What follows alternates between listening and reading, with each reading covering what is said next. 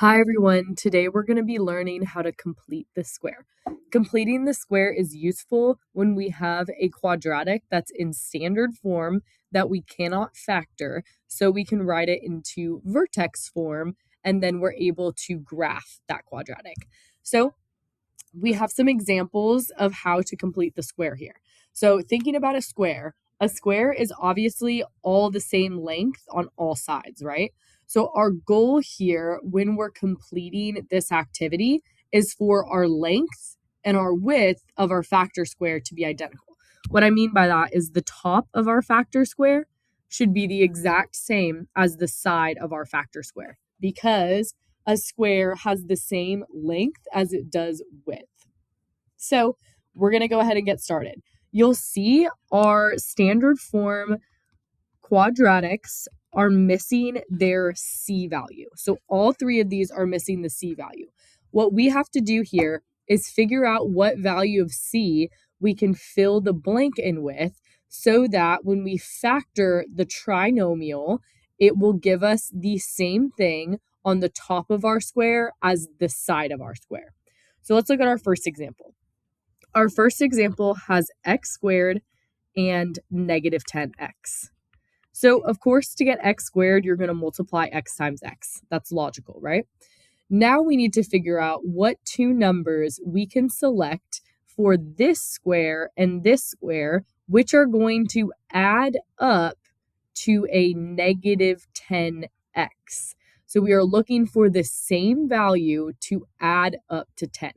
So the way you do that is you can just take 10, it's a negative 10, and cut it in half, right? So half of your negative 10 is going to be negative 5. So if I have negative 5 here and here, I'll have negative 5 times x, which gives me negative 5x, and then negative 5 times x, which gets me negative 5x. And this will add up to our corner value, which is a negative 10x. So the way you get the top and the side value, that number, is by taking your corner value and dividing it by 2. Now, to figure out our blank, our C value, all we have to do is multiply our two edges together, right? So we'll do negative 5 times negative 5. And of course, negative times a negative will give you a positive, and 5 times 5 is 25. So this will be 25. Now, if we think about this logically, every single time we complete the square, our C value has to be positive. If you get a negative C value, that means that you made a mistake because the top and the side need to be identical, right? And if they're identical, if it's two positive numbers, you're going to get a positive C value. And if it's two negative numbers, you're going to get a positive C value because a positive times a positive equals a positive, and a negative times a negative also equals a positive. So just make sure you keep that in mind when working through these problems.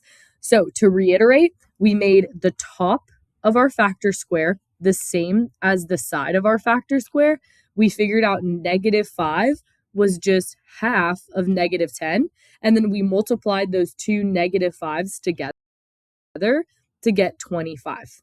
So to write your completion of the square, this would be the same thing as x minus 5 squared.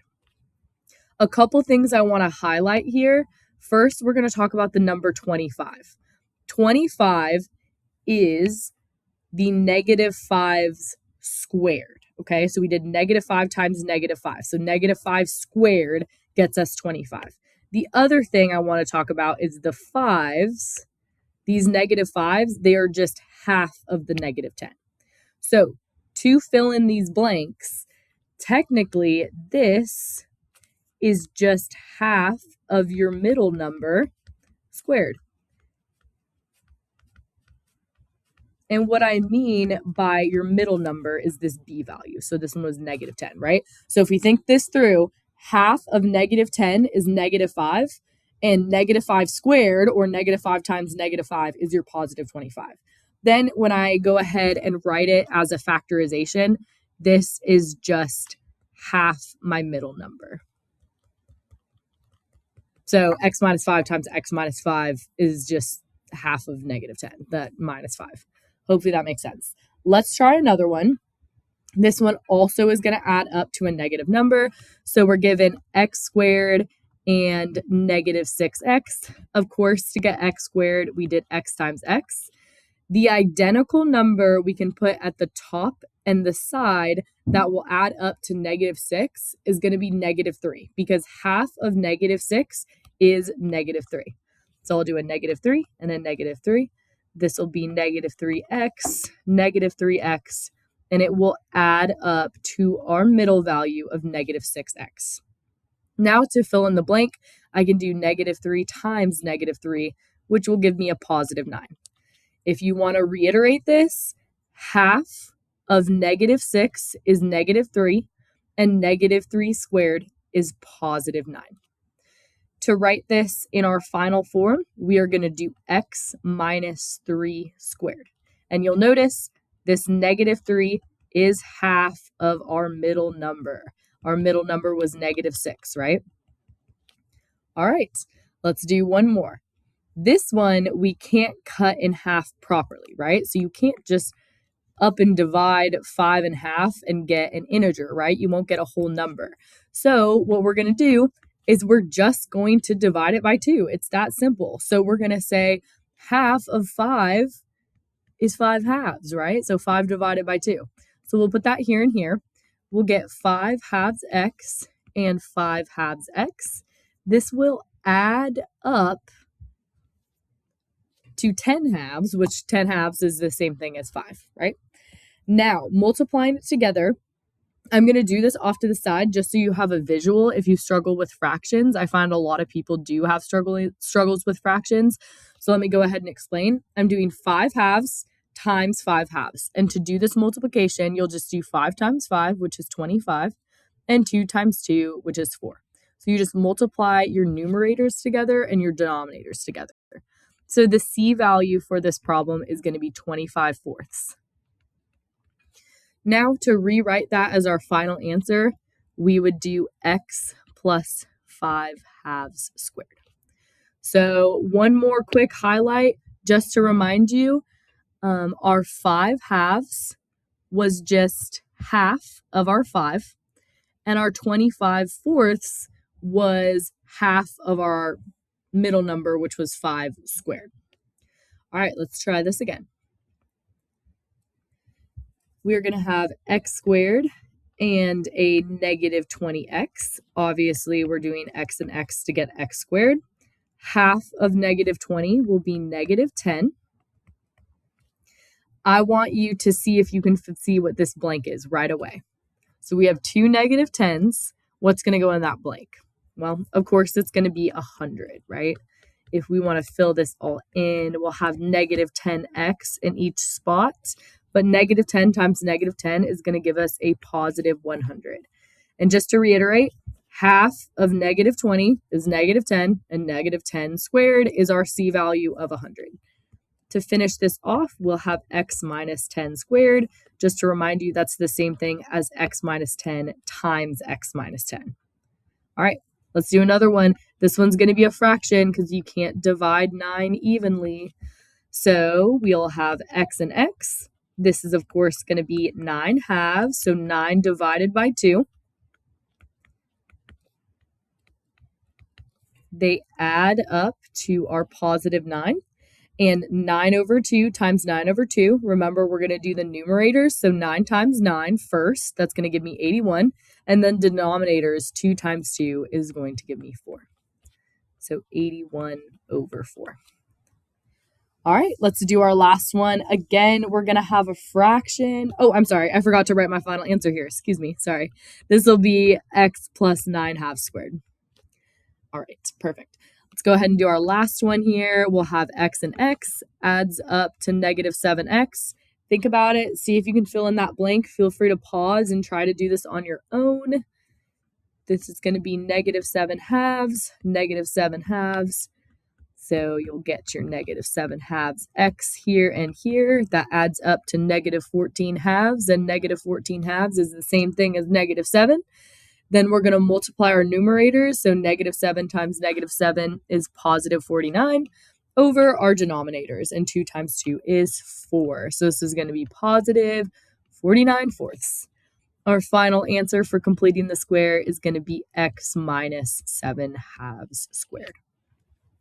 Okay, let's do it now without the square given to us. So let me go back to the first example. Want to make sure everyone's following. We can take this value right here, our negative 20. Half of it will be this value, and half of it squared will be this value. Okay, just one more time. Half of 9 will be this value, and half of 9 squared will be the c value. Again, half of negative 7 will be this value, and half of negative 7 squared will be that value. Okay, let's try it. There's no square here.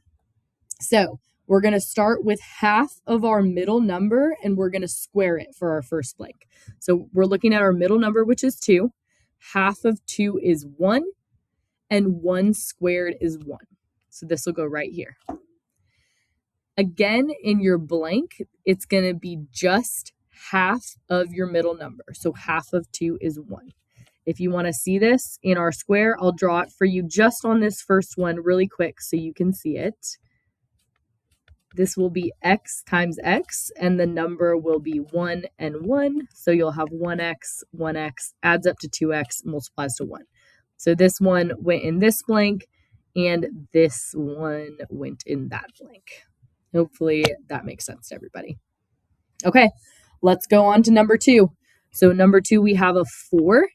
Half of 4 is 2, and 2 squared is 4. In my blank, I can just put half of my 4.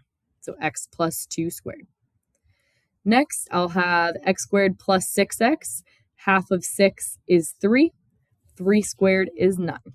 This is the same thing as x plus 3 squared. Okay, just to reiterate, I'm going to draw this one more time. This is half of your middle number squared. And this is just half your middle number.